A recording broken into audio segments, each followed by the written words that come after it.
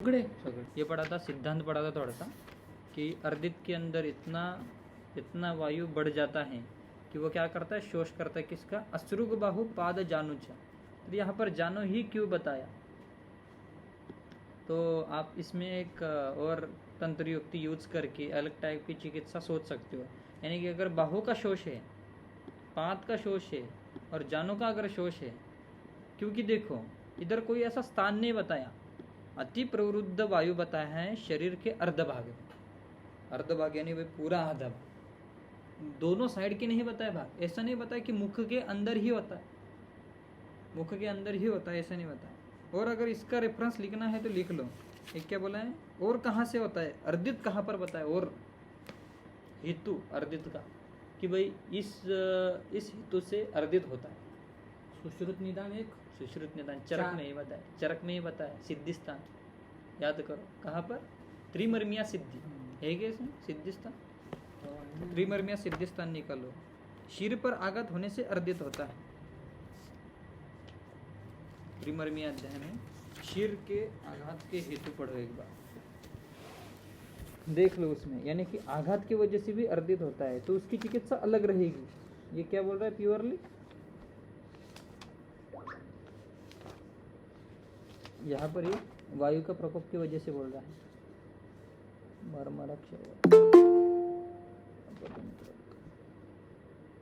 ये रे यदि अभिघात के बोले है ना, कहाँ श्वास लक्षण बताए, मैंने लिखा है कहाँ पर भी,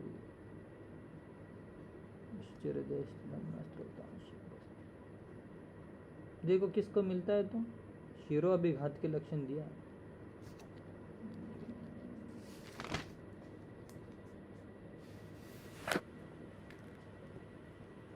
ये तो लक्षण बताया, हाँ ये देखो, ये पढ़ो अंकुश, तुम ही पढ़ो। शिरस्य विहते मन्यास्तंभ अर्दित चक्षु विभ्रम मोह। हाँ क्या बोला है उसने, क्या बोला है, शिर के अभिघात होने से क्या होता है, मन्यास्तंभ अर्दित चक्षु विभ्रम, चक्षु विभ्रम, मोह उद्वेष्टनम, चेष्टानाश, कास, श्वास, अनुग्रह, मुख गदगदत्व, अक्षि निमिलन, गंडस्पंदन। यानी कि अर्दित का तुम्हारा एक और डायग्नोसिस क्या होगा, भाई शीर के अभिघात से तो नहीं हुआ, पर इधर क्या बोला है इसने, अर्दित का शरीर के आधे भाग में भाई वायु प्रकोपित हुआ। फिर अर्दित की चिकित्सा क्या करोगे, नस्य भी का नस्य अर्दित है कि नहीं, नावनम तर्पणम एवच बोला है कि नहीं, नावन। यानी कि कहने का तात्पर्य था, अगर बाहु का शोष है तुम्हारा, देखो शोष बोला है ना उसने, अश्रुक बाहु, यानी बाहु का अगर शोष है, बहुत सारे ये मिलते हैं और ये पेशेंट इतने तकलीफ देते हैं।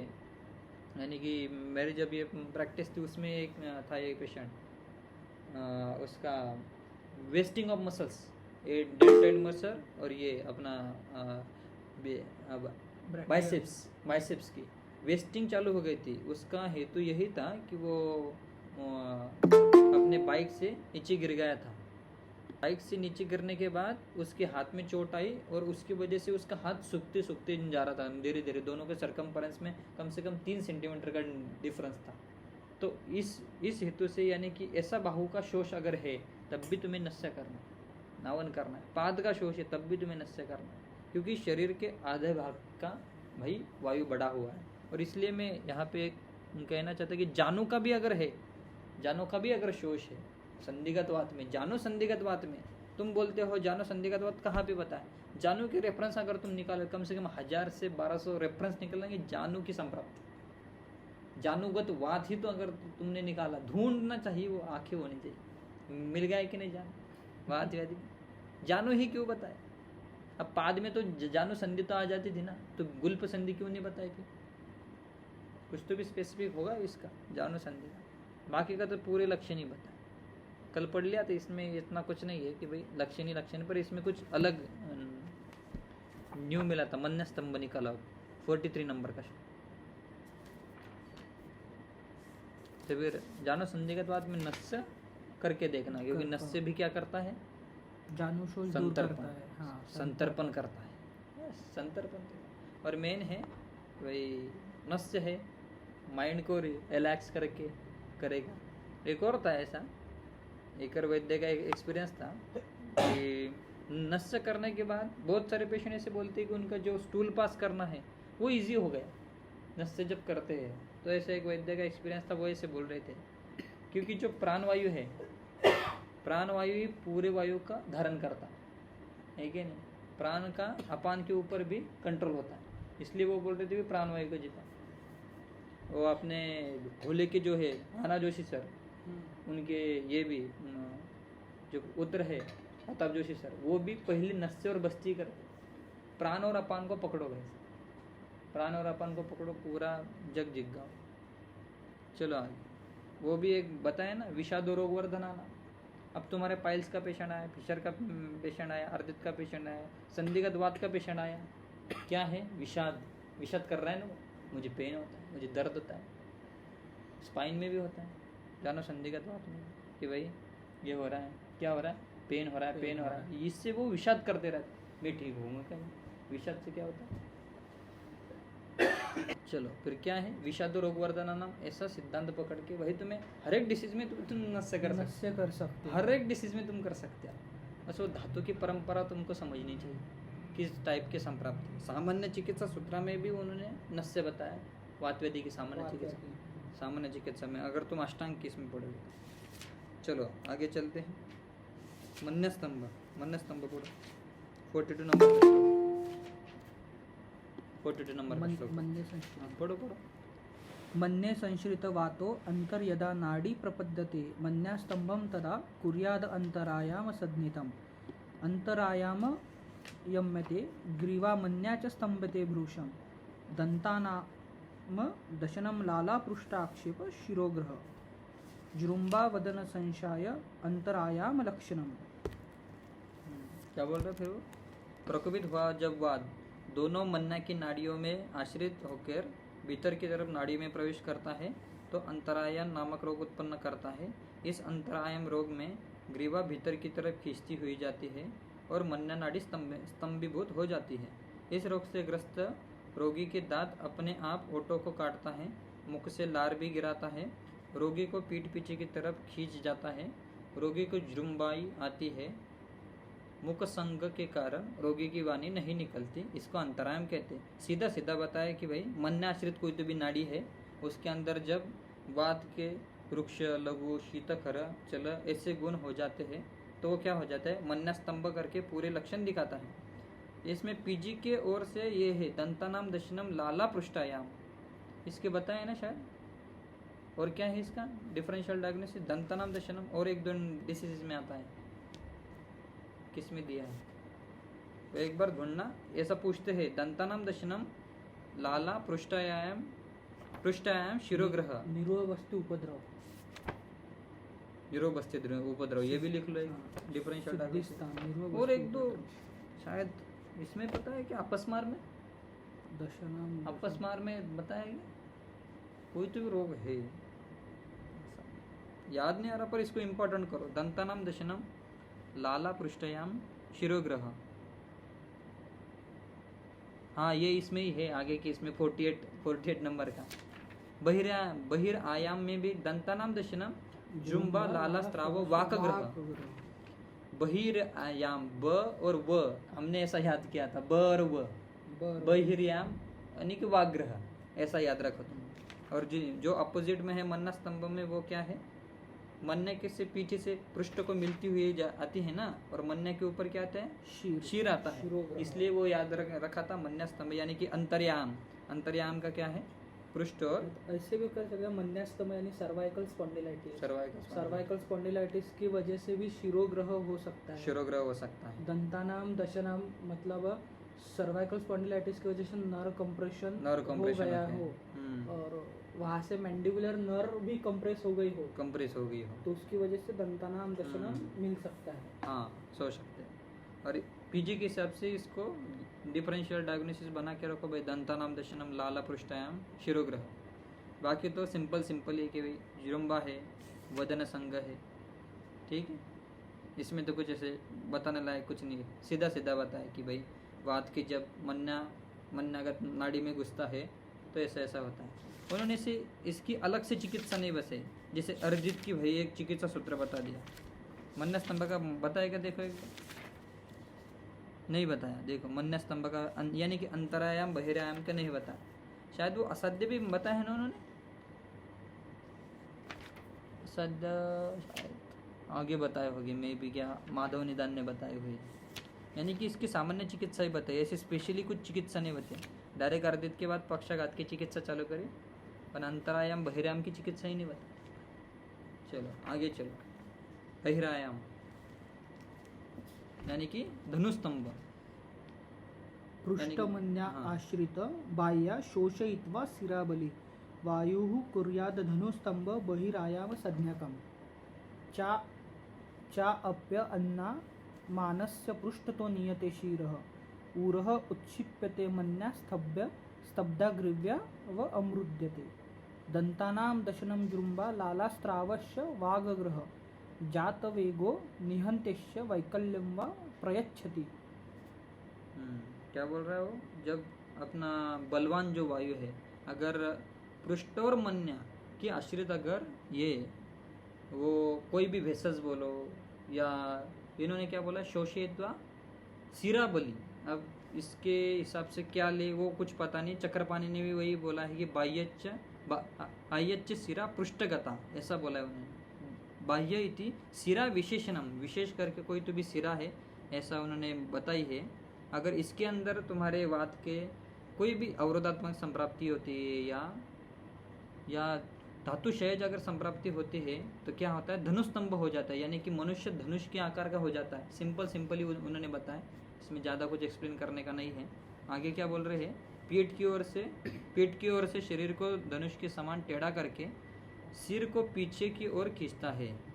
ठीक है, पृष्ठ तो नियते शीरः, फिर बोलता है छाती बाहर की तरफ उड़ जाती है और मन्या को स्तब्ध कर देते हैं। ग्रीवा भी एकदम टेढ़ी हो जाती है। रोगी जो है अपने दांतों को काटने लगता है।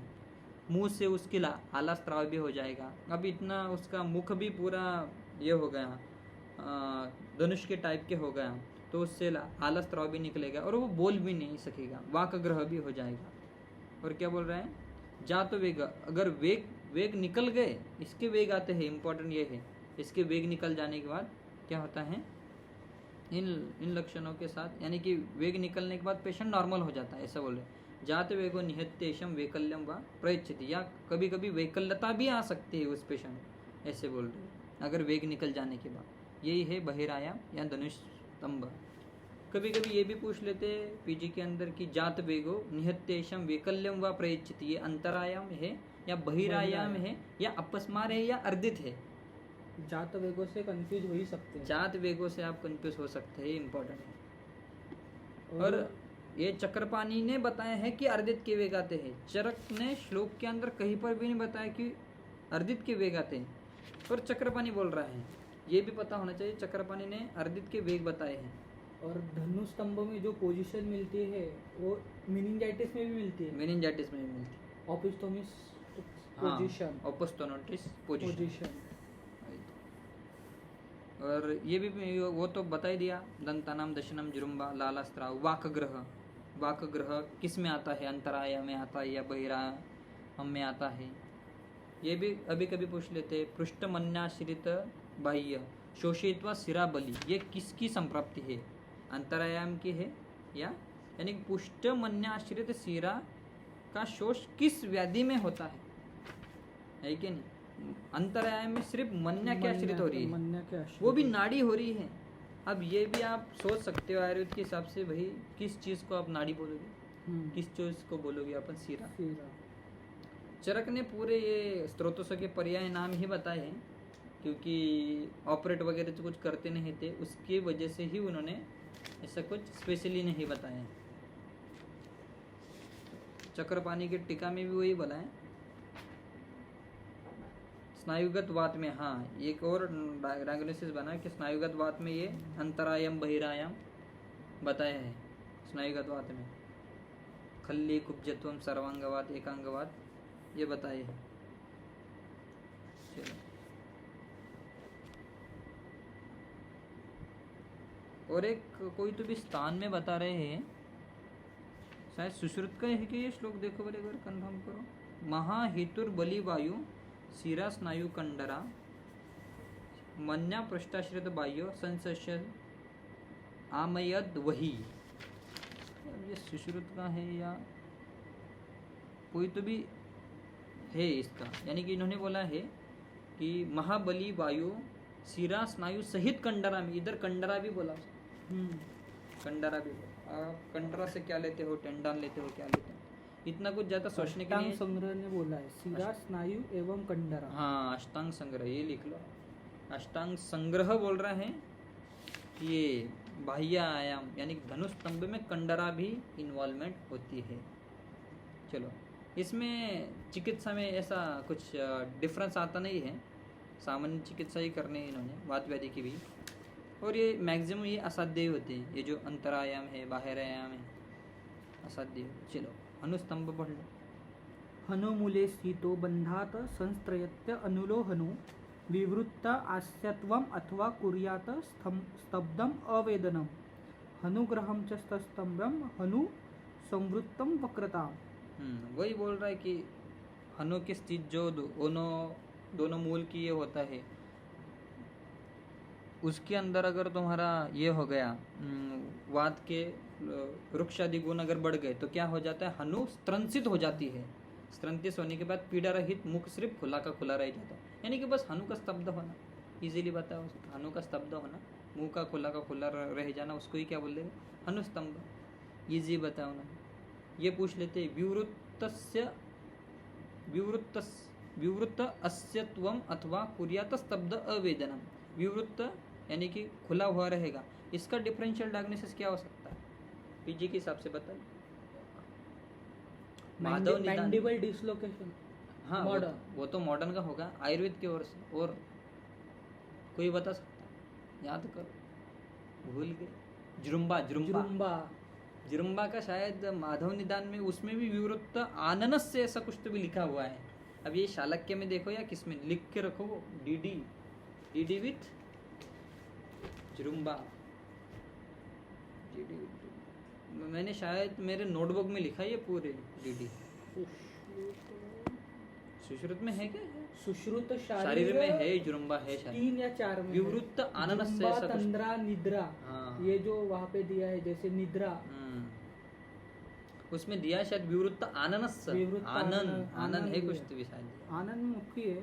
हाँ, आनन यानी कि, पर वो कंफ्यूज करता है ना, विवृत्त अस्य विवृत्त आननस्य। इसमें एक नस्य या गंडूश। हाँ, नस्य गंडूश कवर। सुश्रुत ने इसके बारे में अच्छे से बताया शायद ना, अनुस्तंभ के बारे में। यानी कि उसी हनु को पकड़ो और उसको पुनः स्थापन करो, उसके बाद स्नेहन स्वेदन करो, हाँ, पकड़ के, है ना, ये बताया। चरक ने ऐसा कुछ अलग से बताया?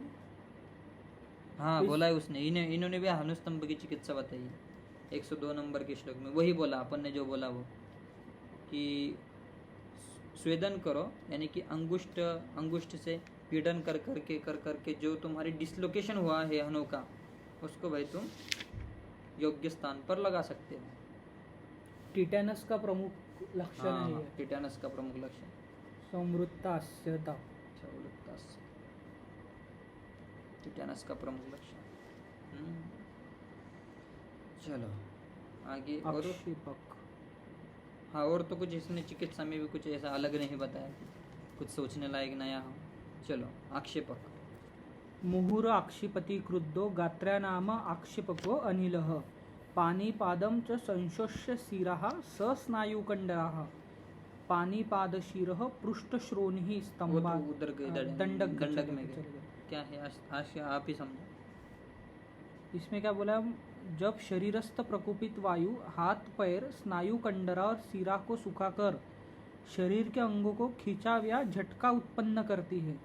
मतलब एक तरह से जो वात प्रकोप को कारण है, और प्रमुख भी उसमें व्यान वायु, दोनों हाथ के पैर स्नायु कंडरा और सिरा को सुखाकर अंगों को खिंचाव या झटका, मतलब एक तरह के अपस्मार के वेग जैसे आते हैं, अपस्मार के वेग के जैसे आते, उसी तरह से आक्षेपक होता है। तो इसमें कौन कौन इन्वॉल्व है, सिरा है, स्नायु है, कंडरा है, और ये तीनों दोनों हाथ और दोनों पैर के इन्वॉल्व है। यहाँ पर एक इम्पोर्टेंट है, यानी कि वो झटके ला रहा है, यानी कि जो वात का प्रकोप हो रहा है, वात का जो प्रकोप हो रहा है वो कैसे हो रहा है, मुहुर मुहुर हो रहा है, मुहुर मुहुर हो रहा है। और इसमें और एक है, इसके एक धातु निकालो, स्नायु और कंडरा बोला है, स्नायु और कंडरा। कंडरा किसका है उपधातु, स्नायु सिरा कंडरा, रक्त। हाँ, यहाँ पर रक्त की इन्वॉल्वमेंट हो गई, रक्त को पकड़ के चलो और स्नायु से क्या पकड़ के चलो, मेद को पकड़ के चलो। और बोला है संशय, भाई तुम्हारा रक्त और मेदगत शोष है, रक्त और मेदगत तुम्हारा शोष है, तुम उसकी चिकित्सा कैसे करते हो? ऐसे रक्तगामी द्रव्य ढूंढना जो कि स्निग्ध है उसके अंदर, जैसे अपना हो गया दाडिम, दाडिम लघु है पर स्निग्ध है, ठीक है, स्नेहन भी करता है वो, क्योंकि अम्ल रस है, मधुर अम्ल, मधुर और उष्ण है ना शायद, दाडिम उष्ण है क्या शीत? उष्ण, रक्तवर्धक है तो शीत नहीं हो सकता, मैं भी कंफ्यूजन में, दाडिम उष्ण ही होगा। अनुष्ण है क्या? ना उष्ण है ना शीत है, अनुष्ण है। नहीं तो जनरली रक्तवर्धक है तो शीत नहीं हो सकता। नहीं, उष्ण बताए, कौन बता रहा है, क्या बताए? कषाय मधुर अम्ल, लघु स्निग्ध, जो लघु स्निग्ध गुण धर्म बताए, विपाक मधुरी अम्ल भी हो जाता है। चरक ने चर्दी निग्रहण श्रम हर में बताया, शायद चरक सूत्र में भी उसका दिया है। हाँ, 2 प्रकार के दाड़िम उन्होंने बताए, एक मधुर दाड़िम और एक अम्ल दाड़िम। उसके हाँ, उन्होंने बोला है कि जो अम्ल दाड़िम है वो पित्त का प्रकोप करता है, और जो मधुर दाड़िम है वो पित्त का शमन करता है। 2022 के पीजी में अम्ल दाड़िम पे क्वेश्चन आया था भाव प्रकाश के अनुसार।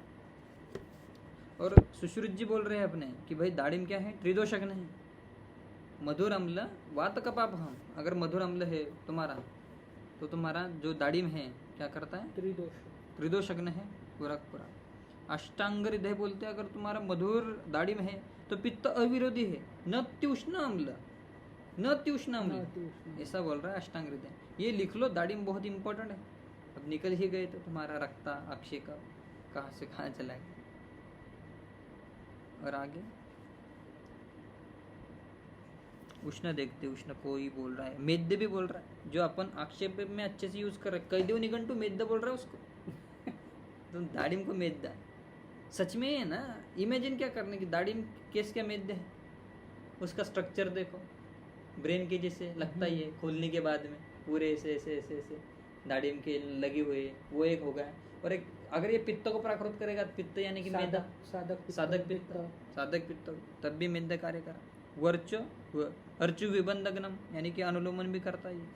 लघु उष्ण, राजदेव निघंटू बोल रहा है भाई उष्ण, लघु उष्ण पर स्पर्श से शीतल, ऐसा बोल रहा है राजदेव निघंटू। बहुत जनन ने बोला है इसके बारे में, ठीक है। हाँ, तो फिर उसके हिसाब से तुम चेंज करो, अम्ल जो है उष्ण है, मधुर जो है वो शीतल। पर इम्पोर्टेंटली क्या कर रहे हो वो, ये करना है,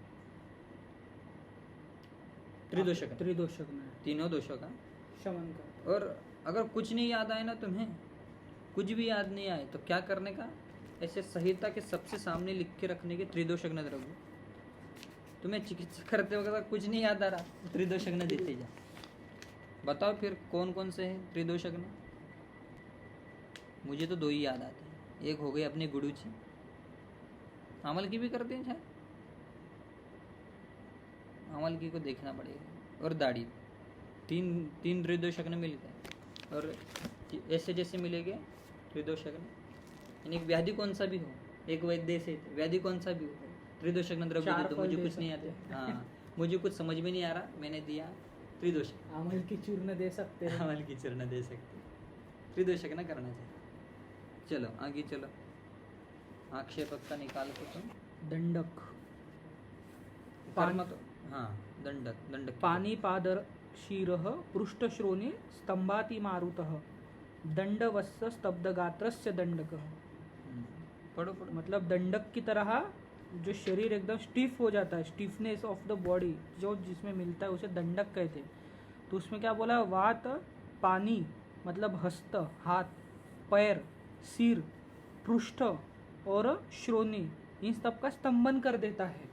मतलब इस रोग को हम as a spinal cord disorder देख सकते हैं। Spinal cord disorder 100% spinal cord में अगर पूरी वात प्रकोप हो गया तो ये चारों अवयव पूरे स्टिफ हो जाएंगे और डंडे की तरह इंसान खड़ा रह सकता है और नीचे गिर जाएगा, नीचे ही गिर जाएगा और मोड़ भी नहीं सकता, पूरा दंडक यानी स्तब्ध हो गया वो। तो इसमें अच्छा स्नेहन स्वेदन से अच्छा कोई उपाय नहीं। स्नेहन स्वेदन। सुश्रुत इसको कृच्छ साध्य बोल रहे, चरक क्या बोल रहे, अनुपक्रम होते हैं, चिकित्सा के योग्य नहीं होता भाई, उपक्रम ही मत करो, भगा दो। सुश्रुत बोल रहे नहीं, मैं तो रखूंगा, मैं भाई चिकित्सा करूंगा बाद में कुछ ना कुछ है कि। चलो इसमें कुछ ऐसा अलग से कुछ नहीं बताया कि इन्होंने बस लोकेशन के हिसाब से थोड़ी सी संप्राप्ति चेंज करके, ये तो वही बात ही है, करना तुम्हें स्नेहन स्वेदन ही है, पर तुम्हें थोड़ा सा डायग्नोसिस चेंज करके, जिसमें कंडरा की इन्वॉल्वमेंट हो रही है, जिसमें स्नायु की इन्वॉल्वमेंट हो रही है, उधर धातु पकड़ के भाई तुम थोड़ा सा चेंजेस कर सकते हो, उससे परफेक्टली हो जाएगी। यानी कि इनडायरेक्टली तुम्हें धातु की चिकित्सा करनी। ये तो क्या बात, तो यानी कि संतर्पणजन्य हेतु या अपतर्पणजन्य हेतु है वो पकड़ो, और दंडक की हो या आक्षेपक की हो वो चिकित्सा करो। अगर तुम आक्षेपक को तुम अपस्मार में भी समझ लो तो अपस्मार में घृत कल्पना दी है बहुत सारी, उन्माद में घृत कल्पना है क्या, अल्टीमेटली बात पित्त की चिकित्सा हो रही है। सुश्रुत ने तो फलघृत भी बोला है, फलघृत भी अपस्मार उन्माद में बोला है। चलो आगे क्या बोल रहे हैं। हाँ आगे फिर अभी 52 सो अनुपक्रम में स्वस्थ विवर्जयत स्वस्थ स्ताद अर्दितानां मुहुर्वेग गते अगते। पढ़ो पिड्डते पीडने स्तेभ्य अभिषगेतान विवर्जयत। दंडक रोग की चिकित्सा नहीं की जा सकती है। अर्दित, अंतरायाम, बाह्याम, आक्षेपक तथा दंडक ये बार बार आने वाले दौरे के समय उत्पन्न होते हैं। मतलब भी सारों में कन्वर्जेंस मिलते हैं, और जब कन्वर्जन चले जाए, पेशेंट शांत हो जाए, तो उस समय मतलब अब्सेंस ऑफ डिसऑर्डर होता है। तो मेनली हमें चिकित्सा दो तरह की होती है, एक सद्य चिकित्सा, एक लॉन्ग टर्म चिकित्सा। अगर पेशेंट कन्वर्जेंस में आ रहा है तो हमें सद्य चिकित्सा जैसे अग्निकर्म कर सकते हैं हम, और जब लॉन्ग टर्म है उसके वेग चले गए, अवेगा अवस्था में चरक ने भी बोला है और अपस्मार में कि वेगा अवस्था और अवेगा अवस्था में चिकित्सा करनी चाहिए।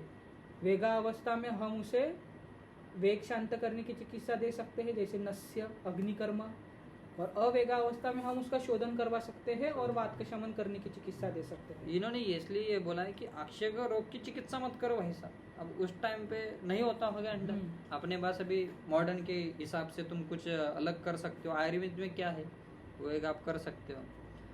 और क्या बोल रहे हैं, निरंतर अगर कंटिन्यूस वेग अगर होते हैं आक्षेपक रोग के तो वो असाध्य हो जाता है।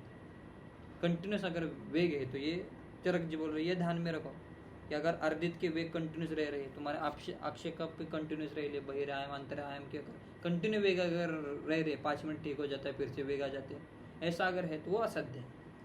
और एक अपस्मार के अंदर, आक्षेपक के अंदर जब क्रोनिक हो जाता है, अपने पास ऐसा पेशेंट आते, स्कोप है आयुर्वेद में भी, ऐसा नहीं कि अपस्मार क्या आक्षेपक का स्कोप नहीं है। ऐसे बहुत सारे जो एपिलेप्सी है वो तो बोलते 2-2 साल तक तुम्हें एंटी एपिलेप्टिक ड्रग कंटिन्यू लेनी है। अपने जो सर है ओरकर सर वो यूज करते तंतुपाषाण भस्म, और बहुत सारे वैद्य भी बोलते हैं तंतुपाषाण भस्म का तो पैटर्न लेके रखा है आयुर्वेद वालों ने। और बहुत सारे वैद्य बोलते हैं कि जो एपिलेप्सी अगर तुमने 6 महीने तक सिर्फ घृत कल्पना भी दी, हाँ कल्याण घृत भी दिया, तब भी एपिलेप्सी के वेग फिर से नहीं आते, यानी 5-5, 10-10 साल तक पेशेंट नॉर्मल होते हुए दिखे। हम इसमें मर्म चिकित्सा भी कर सकते हैं। कौन से मर्माघात का लक्षण है, चलो बताओ। सुश्रुत शरीर में है, मर्माघात का लक्षण सब बताया। अपस्मार, आक्षेपक कौन से,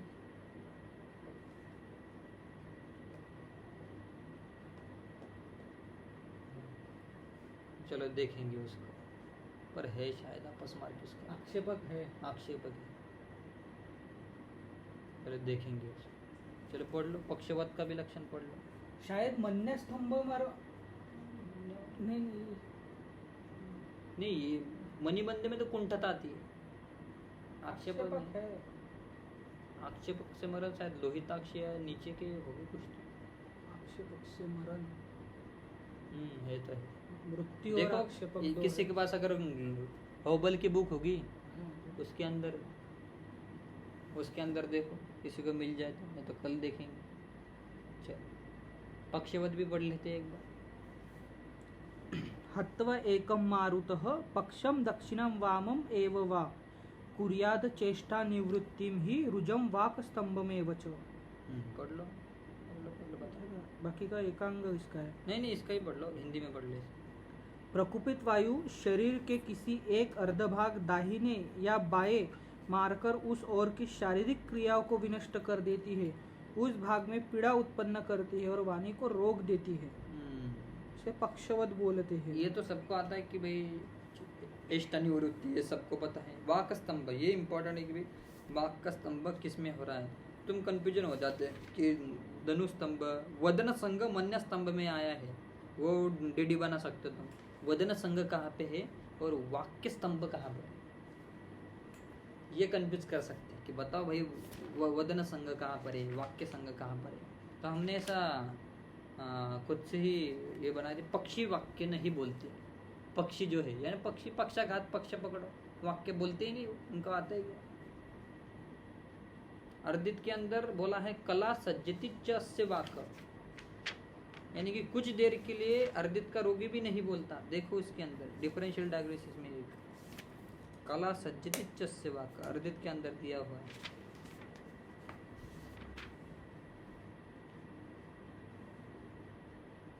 देखो 41 नंबर के श्लोक में चरक ने ही बताया, वाक के तुम डिफरेंशियल डायग्नोसिस बना के रख लो।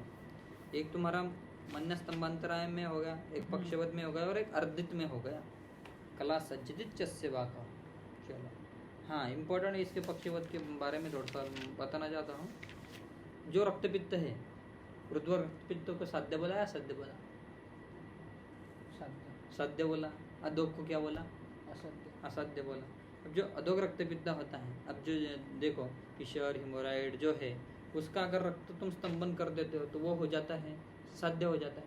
पर जब यकृत की दृष्टि से अगर कोई ब्लीडिंग का डिसऑर्डर हो जाता है, जैसे होता है सिरोसिस ऑफ लीवर, उसमें वो पेशेंट असाध्य होता है। जब यकृत निकल गया और अधोग रक्तपित्त आ गया तो वह 100% पेशेंट मरेगा।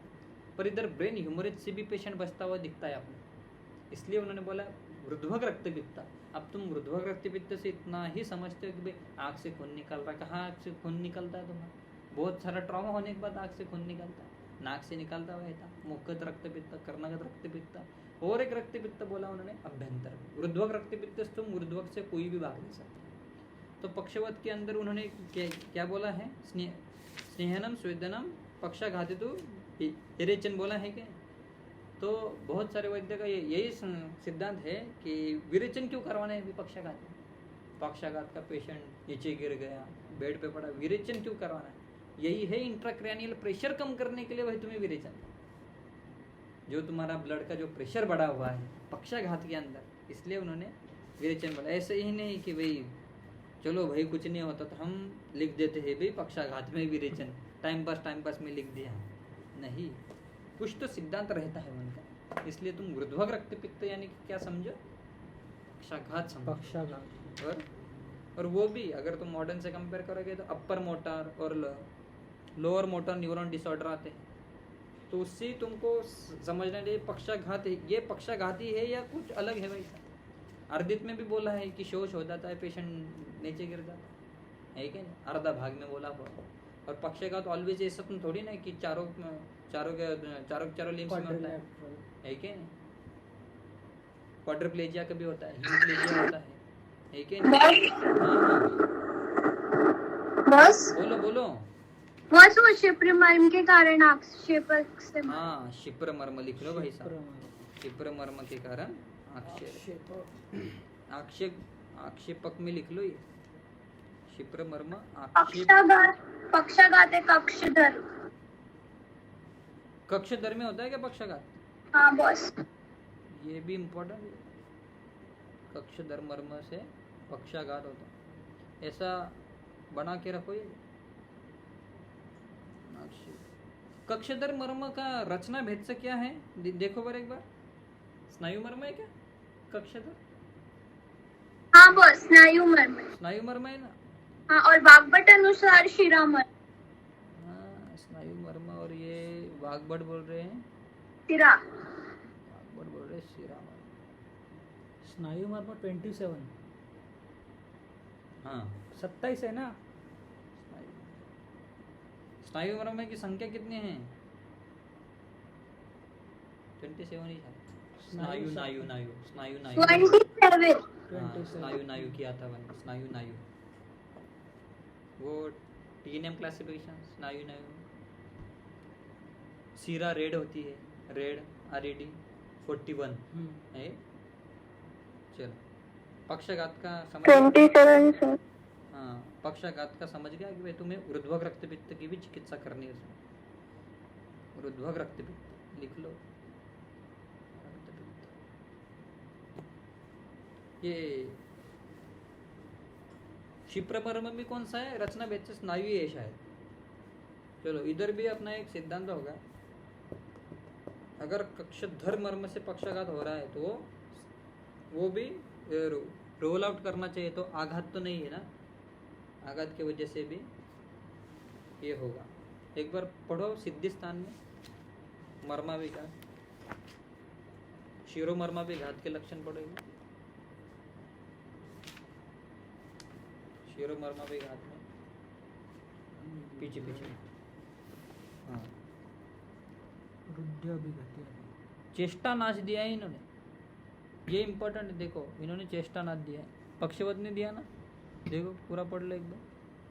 अनुग्रह स्तंभ अर्दित चक्षु विभ्रम मोह उद्वेष्टनम चेष्टा नाशकास श्वास अनुग्रह। अनुग्रह भी आया है, ये भी देख लो। गदत्वा अक्षि निमिलनम गंडस अस्पंदनम जृंभनाम लालास्त्राव स्वर हानि अव वदन जीवाद्वा आदिनी। हाँ, यानी कि क्या बोल रहे हैं? स्वर हानि। ऐसा नहीं है कि शिर का विघात बाहर के ट्रॉमा से भी होता है, अभ्यंतर दोषों के ट्रॉमा से भी होता है, ये भी आपको सोचना चाहिए। और देखो पूरा उन्होंने ब्रेन के सिम्टम ही बताया। अपन बोलते हैं ब्रेन के कहाँ पर बताया, यहाँ पर ही बताया उन्होंने। अनुग्रह, मुख गदगदद्वाद, यानी कि उसको बोलते ही नहीं आएगा, अक्षि निमिलन हो जाएगा, गंडस्पंदन, जृंभन, लालास्त्राव, स्वर हानि, पूरे पूरे। और ऊपर उन्होंने बोला मोह चेष्टा, मोह उद्वेष्टनम चेष्टा नाश। इम्पोर्टेंट कहाँ से पढ़ा है? वाग्भट का पढ़ा है क्या? नहीं, चरक सिद्धि, चरक सिद्धि 9 लिख लो उसमें। चरक सिद्धि 9 श्लोक नंबर 6।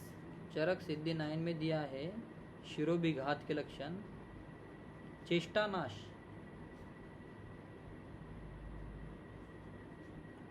क्या बोला उसने?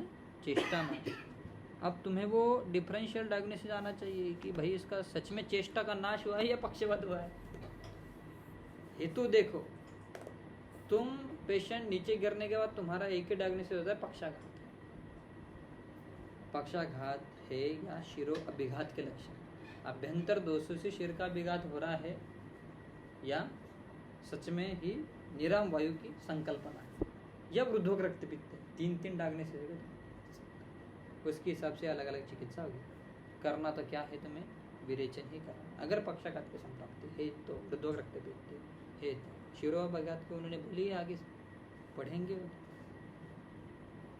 गृहीत्वा अर्धः शरीरस्य सीरा स्नायु विशोष्य पाद संकोच एकत्यम हस्तं वा तोद शूलकृते एकांग रोगम तम विद्यात सर्वांग सर्वदेहजः।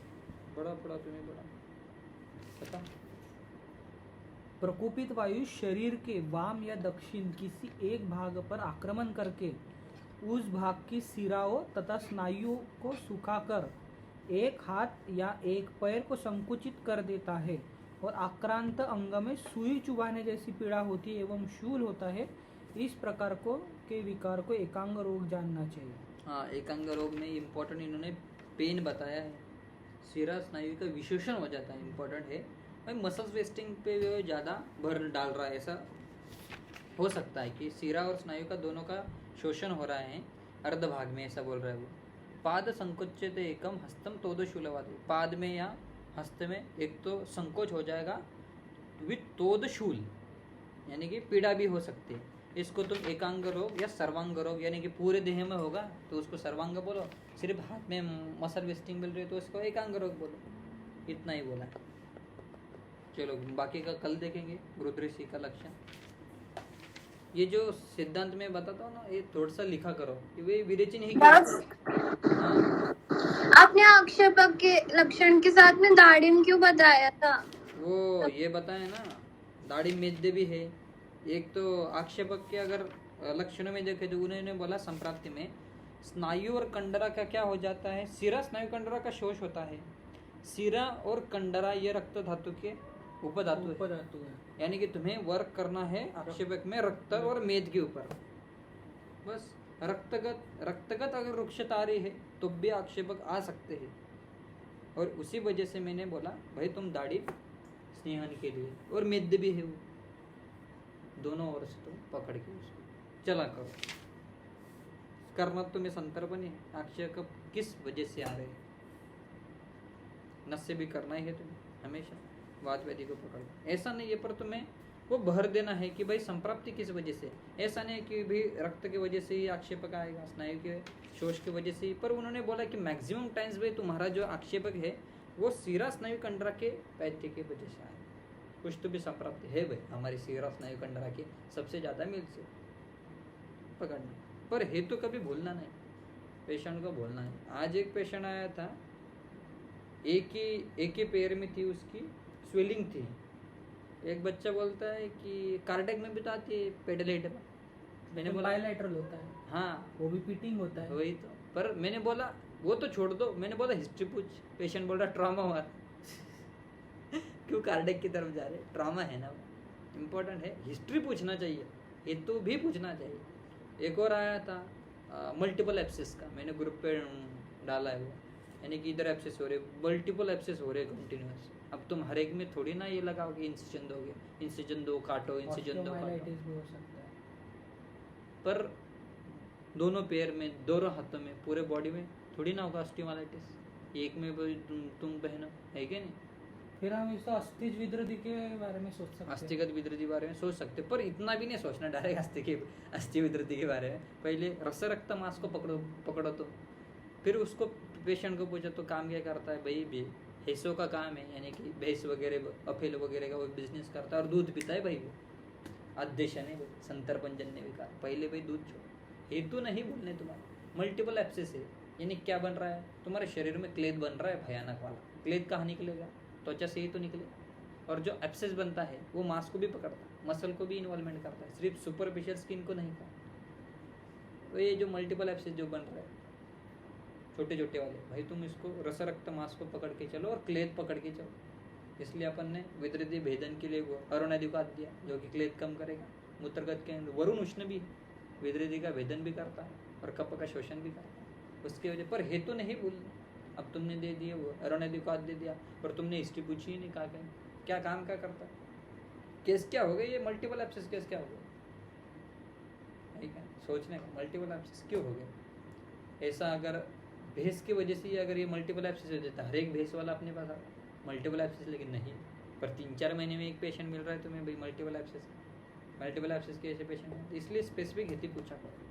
मैक्सिमम एब्सेस के मैंने भी देखा है कि एब्सेस के पेशेंट में संतर्पण जन्य हेतु पूछ रहे थे। मल्टीपल अगर है और तुम इंसाइज एंड ड्रेनेज करने से कुछ फायदा नहीं, क्लेद ही तो बढ़ रहा है, वो क्लेद ही तो बाहर आ रहा है। हो सकता है अस्थिगत विद्रुति, सोचना चाहिए अस्थिगत विद्रुति, पर पहले सिंपल सोचा, डायरेक्ट कैंसर नहीं पकड़ने। चलो ठीक है फिर।